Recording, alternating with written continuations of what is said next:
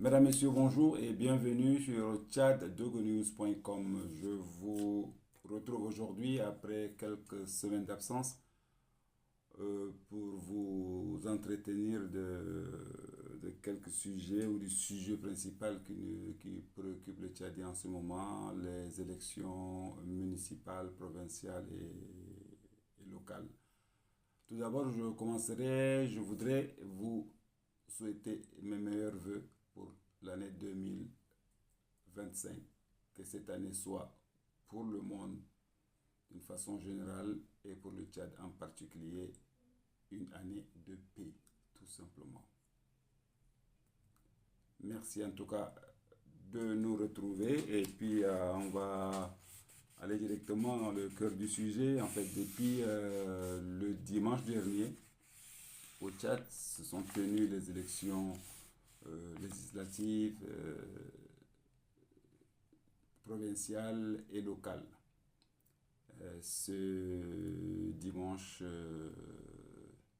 29 décembre 2024. Rappelons qu'en s'agissant de la diaspora tchadienne, donc des Tchadiens résidant à l'étranger, ils ont eu 2 jours pour ce vote, c'est-à-dire le 28 et le 29, le samedi et le dimanche dernier. Ce qui est une très bonne chose parce que ces élections euh, mettent fin à cette longue transition de 3 ans que le Tchad connaît jusqu'au moment où je vous parle. C'est une très bonne chose qu'on en arrive là. Et puis, ce qui me chagrine un peu, c'est que qu'on attende les résultats jusqu'au 15 janvier. Honnêtement, j'ai pas bien compris. J'ai pas bien compris qu'on attende plus de 2 semaines ou moins de 2 semaines pour le résultat au XXIe siècle avec toute la technologie actuelle. Je comprends pas. Voilà, c'est dommage. C'est dommage qu'on attende aussi longtemps alors qu'ailleurs en Europe, non. Même au Sénégal, la dernière fois, à 20 h, une élection dans la journée, à 20 h, 21 h, 22 h plus tard, les gens ont reconnu leur défaite, certains, les autres ont fêté leur victoire. Donc je ne comprends pas qu'il y ait soit 24 heures, 48 heures, ça va, ça peut se comprendre quand même à cause de la particularité de notre pays en cette saison. Mais 2 semaines, je crois, c'est beaucoup. Voilà, ça c'est le premier point. Les élections se sont passées selon les observateurs dans les bonnes conditions, c'est-à-dire que dans la paix, en gros, sans affrontement. On a toujours peur que des choses comme ça arrivent, des choses comme ça, mais là, cette fois-ci, je crois que c'est bon. Le seul bémol, c'est qu'il y a certains partis qui parlent de fraude, qui accusent le parti au pouvoir, le MPS, d'avoir organisé des fraudes. Malheureusement, à chaque élection, on a toujours ces réactions. À tort ou à raison, on ne peut pas le savoir. Voilà, mais c'est quand même dommage. Et le fait que les résultats soient proclamés que dans 2 semaines, ça aussi, ça nourrit les soupçons, des choses comme ça. Voilà, mais ce qui est fait, non, on va attendre les résultats tranquillement. Mais le parti RNDT Le Réveil de l'ancien Premier ministre, M. Padaké Albert, qui parle vraiment de fraude. Et puis, nous savons que c'est un parti sérieux, un Premier ministre, un ancien Premier ministre, un genre de parti sérieux. Donc, il ne faut pas prendre à la légère, même si à chaque fois qu'il y a des élections, c'est la même chose qui se répète, à tort ou à raison. C'est difficile de le savoir. De toutes les façons, ils comptent porter leurs réclamations au niveau de haute instance du pays, au niveau de la Cour suprême, je crois, si je ne me trompe pas. Et c'est bien que les gens font recours à la justice pour réclamer ce qui, de leur avis, leur revient de droit. Et puis il y a le parti au pouvoir, évidemment, qui dit non, et leur porte-parole, je crois, il disait clairement que, ben, écoutez, il peut y avoir des personnes par-ci par-là qui se sont amusées peut-être à tricher. De toutes les façons, si c'est avéré, nous demandons enfin, le MPS demande qu'on annule ces votes et qu'on le reprenne. Donc c'est un bon signe aussi, ce genre de discours, ça peut aussi apaiser. Et voilà, en dehors de ça, il y a le parti, les transformateurs du docteur Succès Masra qui est, comme toujours, selon moi, hors sujet. Quand on parle des élections, des résultats des votes, il parle de refaire une transition. Je sais pas, les transformateurs sont totalement transformés maintenant. Je comprends pas, honnêtement. C'est faire de la politique de cette façon, je comprends pas. On a une transition difficile, compliquée pendant 3 ans. La personne devient Premier ministre avant la fin de cette transition. Il était content d'être Premier ministre. Il était obligé de partir parce que, bon, les élections présidentielles, étant lui-même Premier ministre et candidat, il a perdu les élections. Donc, il est quelque part contraint de quitter la primature.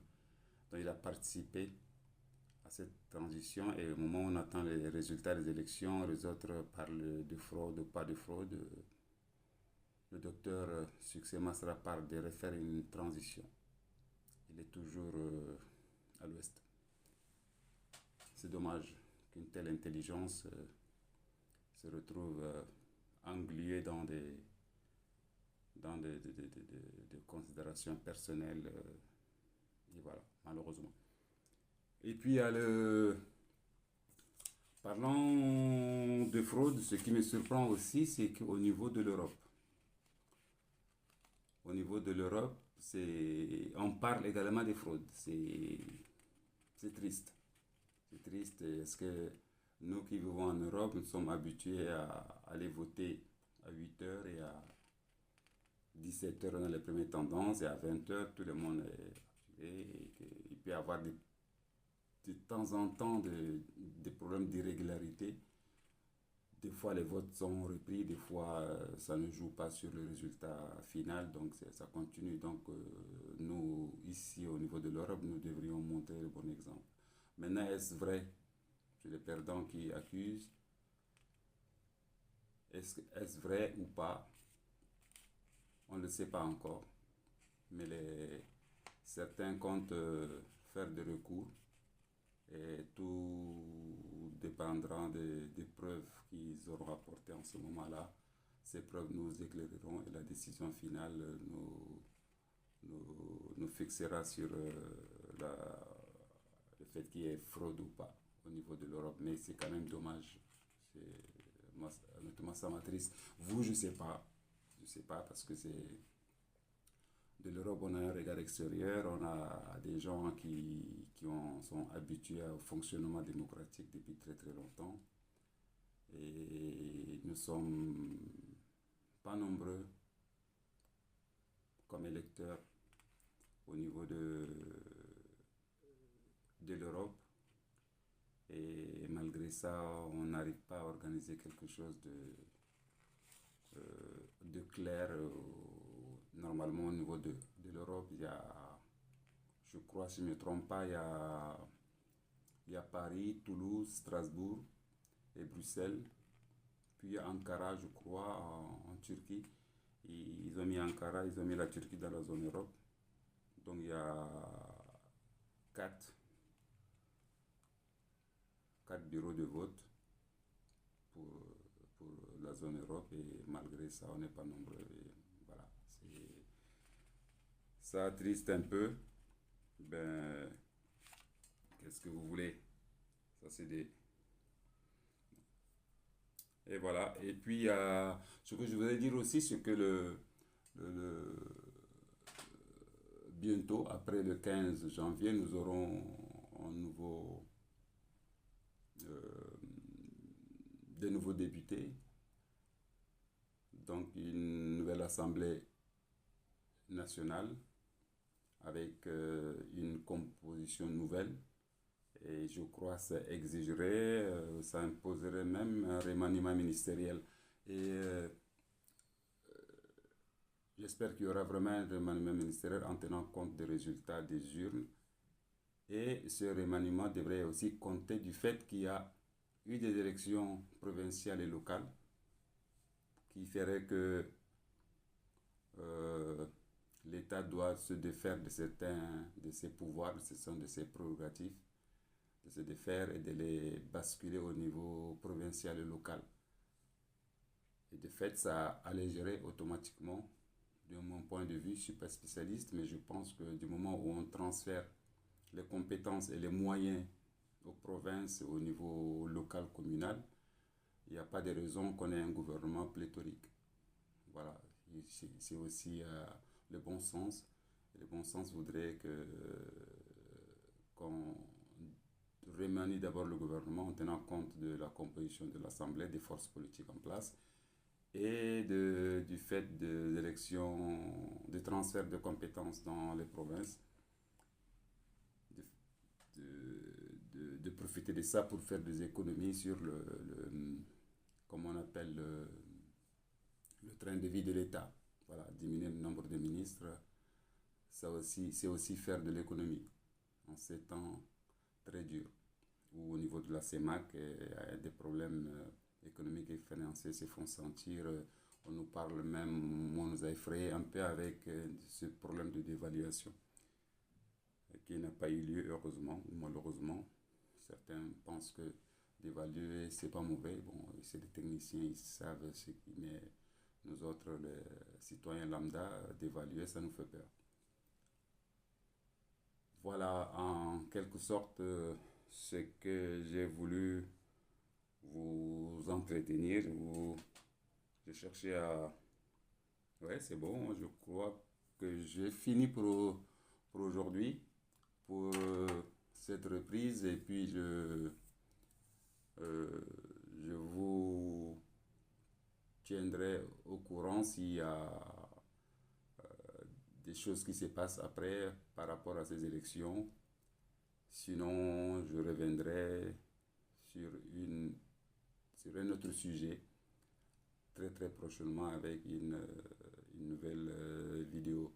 Sur ce, je vous renouvelle encore une fois mes meilleurs voeux de paix. Quand on a la paix, on a tout qui suit après. C'est pas la peine de faire des beaux discours. Voilà. Et la paix, ça se décrète pas aussi. Voilà. C'est, comme disait quelqu'un, la paix c'est un comportement aussi. La paix c'est la cohésion sociale. La paix c'est aussi la bonne gouvernance. La paix dépend de plusieurs facteurs que les Tchadiens, je suis sûr, ils sont conscients de tout ça et que nous devons redémarrer l'année 2025 pour notre pays, pour que le Tchad sorte enfin, je dis bien enfin, de cette zone de turbulence entretenue, il faut le dire, par nous tous. Voilà. Mesdames, Messieurs, merci de m'avoir suivi et à très très bientôt. Je vous dis ciao apostrophe. Vous venez de suivre Tchad apostrophe de tchaddogonews.com. Au revoir.